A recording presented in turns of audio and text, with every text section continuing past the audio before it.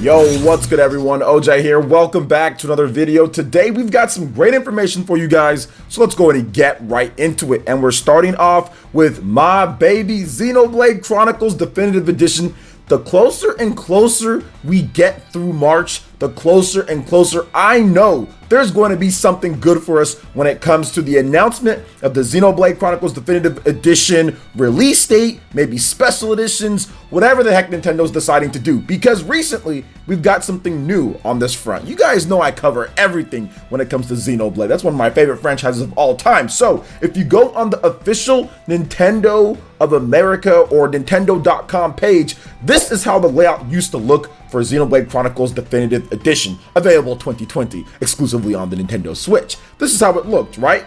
Pretty plain, right? It's been like this for a while. However, recently, out of nowhere, out of the blue, you can say it was a vision maybe, that it changed to this. So right here, redeem game code, buy physical, available 2020, better layout there, even would I say Nintendo Direct-ish. No new screenshots when it comes down to it.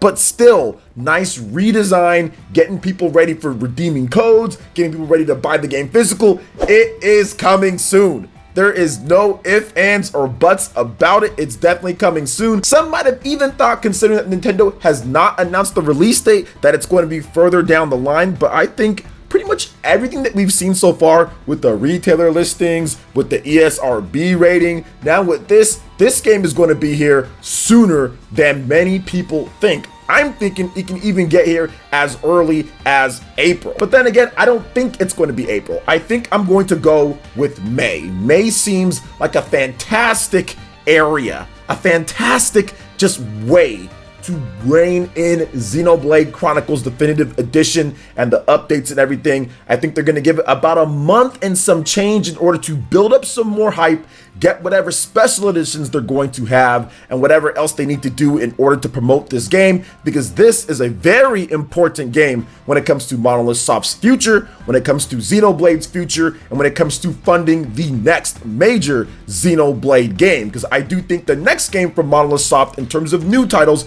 is going to be a new IP, and then I think they're going to work on a huge, probably switch to Xenoblade 3. I think we're going to get a port of Xenoblade Chronicles X at some point on the Nintendo Switch, but I think that in terms of a new Xenoblade title, that is going to be a Switch 2 type of deal. Kind of like how Xenoblade Chronicles 2 was brought over in the first calendar year of the Nintendo Switch. I think we can see that with Xenoblade Chronicles 3, and obviously, as you guys all know, Xenoblade Chronicles 2 really helped out the Nintendo Switch back in December 2017, because we already had a number of huge heavy hitters, but we didn't have that big, massive RPG on the Nintendo Switch at that point that was new. We had Skyrim, we had a couple other things, but we didn't have something new, and that's what Xenoblade Chronicles 2 brought to the table. That's what it brought new to the Switch, and I think we can see that with the Switch 2 going forward. But that's a whole nother discussion for another day that I think I've already talked about, but I need to talk about it again because it was a long time ago. But what are you guys' thoughts on this when it comes to Xenoblade Chronicles Definitive Edition? Who can guess the date for this game?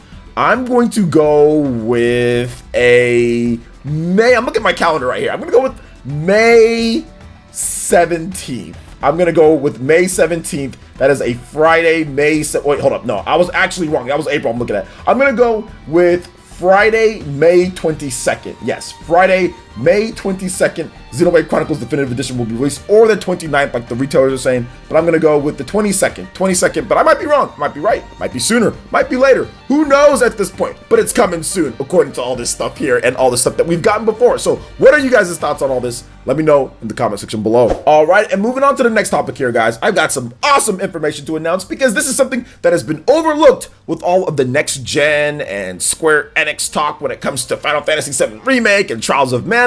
But Octopath Traveler, the game, or one of the games that really helped boost Square Enix back to that legendary spot. I actually made a video on that recently. Octopath Traveler, 2 million copies sold. And also get this, guys, the game is 50% off. Crazy, right? So Octopath Traveler has now sold over 2 million copies worldwide. Nintendo actually announced this on their Twitter page. I think it was Nintendo of Europe, but then also Square Enix also announced the news as well. Now, to celebrate all of this amazing news, right, with 2 million units, there is a half off on the eShop. So this applies to North America, and it also applies to Europe. So depending on where you live, that will be it. But the game is usually $60. Well, you can get it for $29.99 or 30 bucks. So not bad at all. And the sale will actually be live all the way through April 2nd. So you have plenty of time to pick this up, and especially with what's going on in the world, if you are quarantined or if you're just at home and you have more time,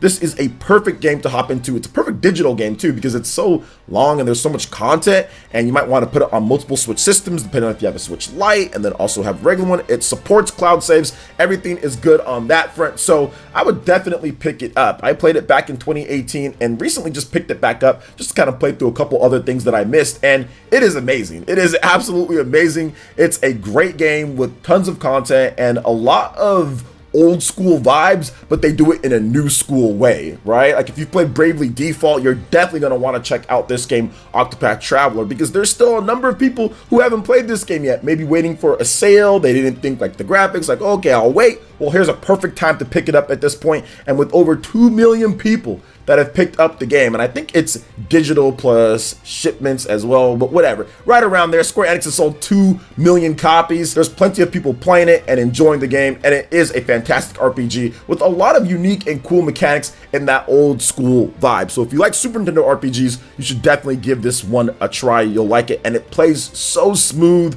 and it's so silky with the HD 2D and everything, man. It really is a unique and great game. So what are you guys' thoughts on Octopath Traveler surpassing 2 million copies sold? And will you pick up this game on sale? Are you thinking about it now at this point? Let me know your thoughts in the comment section below. All right, and moving on to the final topic here, which we all thought this would be canceled, but I guess not. But EVO has reconfirmed its plans to move forward with EVO 2020 despite all this stuff that's going on with CV, but they are monitoring the situation. So it does seem like EVO will not be canceled at this point, and here is a statement that they read off recently. Quote, at this time, EVO is moving forward with its plans to hold the event July 31st through August 2nd, 2020 at the Mandalay Bay, subject to its reopening, but we are actively monitoring updates from the WHO, CDC, local governments, and public health agencies regarding CV, and continuing to assess the situation. The health of our attendees and staff will be the overriding factor in making a decision. Should EVO be postponed or canceled, all ticket purchases will be refunded. And I can tell you something right now, based off of people who run EVO, that is the doomsday scenario. They do not want to cancel this. This is their lifeline. This is what they do.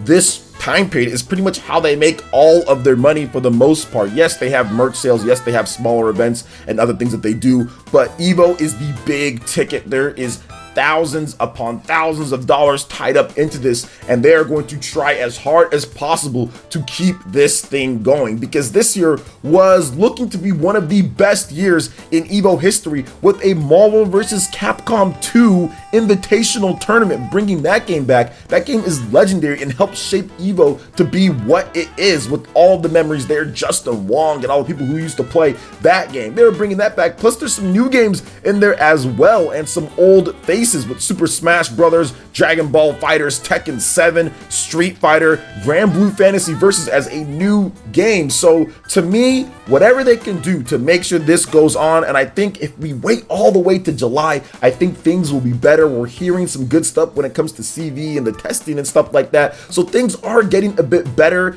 in some places, right? It looks like they're finally taking things more seriously, especially here in the mainland, and hopefully things don't get worse. Hopefully they don't get worse, and hopefully they provide people, you guys know who I'm talking about, with means to get back on their feet considering everything that's going on right now. And so I'm hoping that kind of plays into fruition here, and people can be able to afford and still be able to live a little bit, and hopefully this just dies down by the time July comes around. Yes, I think safety is always important, and if they have to cancel, they have to cancel it. But if everything is better by that time, you don't need to cancel it. You don't need to cancel it at all, and people can take precautions, of course, sanitary sanitary measures, stuff like that, making sure that you're distancing yourself a bit. You can wear face masks. I mean, there's all sorts of stuff that you can do to make sure that things don't kind of get worse. But I think that by July, things could be better. And I'm more of just kind of like hoping that is the case, because I want Evo to continue. Evo is very important. It's been going for decades now. So I think it's important to the gaming scene. It's important to the business. And I'm hoping that things can get back to normal. There is an issue going on, but the appropriate measures definitely need to be taken. But let's hope that Evo can stay on track for late July through early August there. So what are you guys' thoughts on all the different topics that we discussed here today? Let me know in the comment section below. All right, guys, that wraps it up for this video here. Check out the link in the description. We've got Twitter. Go ahead and give us a follow on there. Stay up to date on all the latest gaming news and information. Also, make sure you like, comment, and subscribe, and share this video if you can. Thank you so much for watching, and we'll catch you guys for the next one. Peace.